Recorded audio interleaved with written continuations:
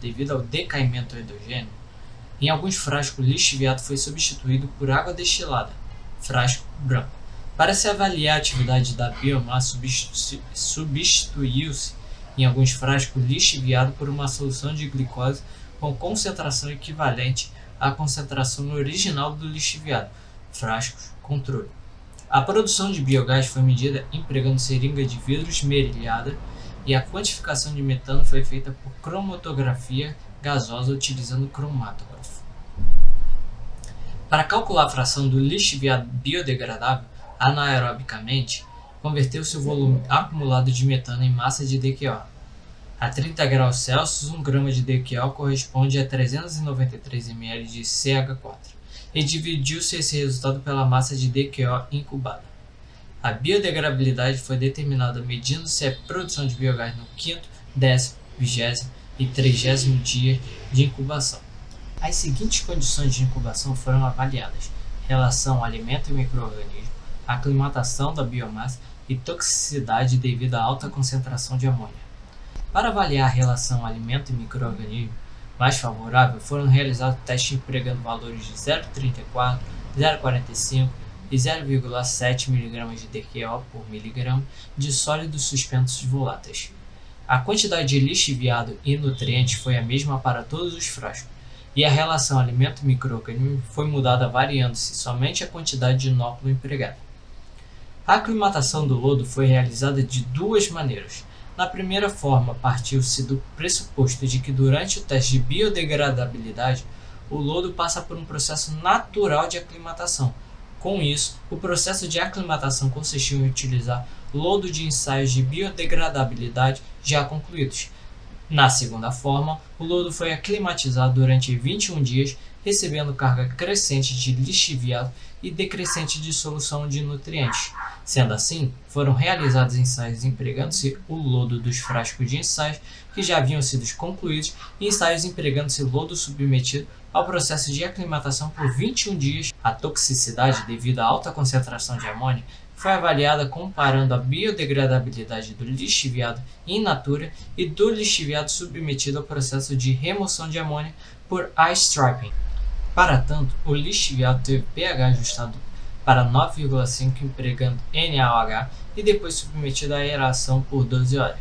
Após as 12 horas de aeração, o pH foi ajustado a 7 com H3PO4. Nessas tabelas 1 e 2, respectivamente, são apresentados os resultados da caracterização do lixiviado e do lodo utilizado nos testes de biodegradabilidade. Os baixos valores de DBO e DQO indicam baixa biodegradabilidade aeróbica do lixiviado, confirmando que o aterro se encontra em estado avançado de estabilização, ou seja, os lixiviados se apresentam em alta condição de oxidação. Os valores de concentração de nitrogênio encontrados ultrapassam o que é encontrado na literatura para lixiviado de células nessa faixa de idade. A concentração de fósforo é baixa, mas não indica ocorrência de deficiência nutricional em relação ao fósforo. Já na figura 2A e 2B são apresentados os volumes acumulados de metano e os valores de biodegradabilidade do lixiviado após 10 e 30 dias, em função da relação AM adotada. Observe-se que uma relação alimento-microorganismo equivalente a 0,45 de DQO mg de SSV resultou em um maior valor de biodegradabilidade. A baixa produção acumulada de metano e, consequentemente, a baixa biodegradabilidade observada nos ensaios empregando relação alimento-microorganismo equivalente a 0,7 mg de DQO por mg de SSV provavelmente se deve à escassez relativa de microorganismo, enquanto que para os ensaios empregando a relação AM equivalente a 0,34 mg, os baixos valores provavelmente se devem da disponibilidade excessiva de microorganismos em relação à quantidade de alimento disponível, resultando na sobrecarga de matéria orgânica. Observa-se também a diferença significativa entre o volume de metano produzido após 10 e 20 dias. O baixo volume de metano produzido após dias em relação ao produzido em 30 dias provavelmente se deve à baixa concentração de matéria orgânica rapidamente biodegradável, ou seja, o lixiviado é constituído de matéria orgânica biodegradável, mas que demanda um maior tempo de incubação para ser biodegradada. Na figura 3A e 3B são apresentados os volumes de metano produzidos e a biodegradabilidade do lixiviado obtidos empregando-se tanto lodo não climatizado, in natura, quanto lodo aclimatizado, sob diferentes condições. Observa-se que os ensaios empregando lodo aclimatizado apresentam menor remoção de matéria orgânica.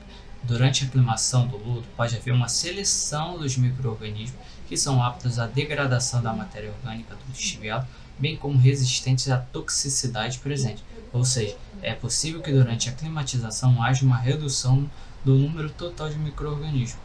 De acordo com o gráfico também, é possível indicar que o lodo in natura apresentou maior atividade no início do teste, sofrendo decaimento e lise na sequência, devido à maior exposição aos compostos tóxicos. Já na tabela 3 são apresentados os resultados da caracterização do lixiviado in natura e do lixiviado submetido à remoção de amônia por airstripping.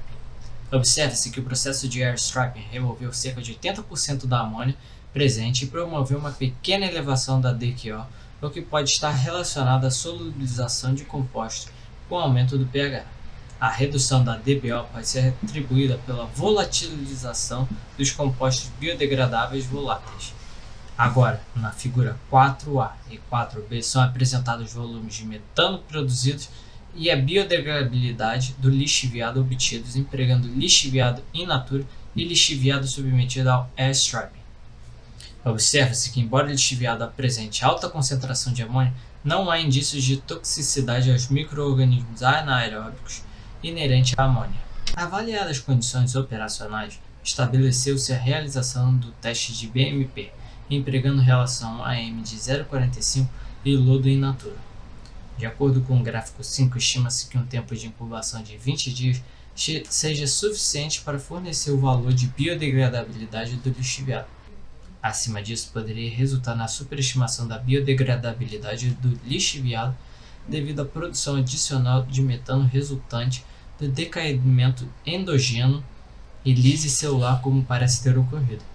No entanto, a baixa biodegradabilidade anaeróbica em relação à concentração de matéria orgânica total, associada aos baixos valores de relação DBO-DQO das tabelas 1 e 3, sugerem que para o tratamento deste lixiviado é necessária a associação de tratamento físico-químico como etapa de pré ou pós-tratamento, para então conseguir enquadramento dentro do que é exigido pela legislação.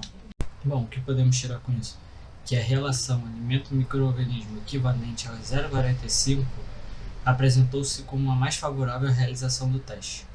Além disso, o lodo empregado apresentou boa capacidade de adaptação ao lixiviado, não demandando aclimatação, e embora o lixiviado apresente alta concentração de amônia, não há indícios de toxicidade aos micro-organismos anaeróbicos.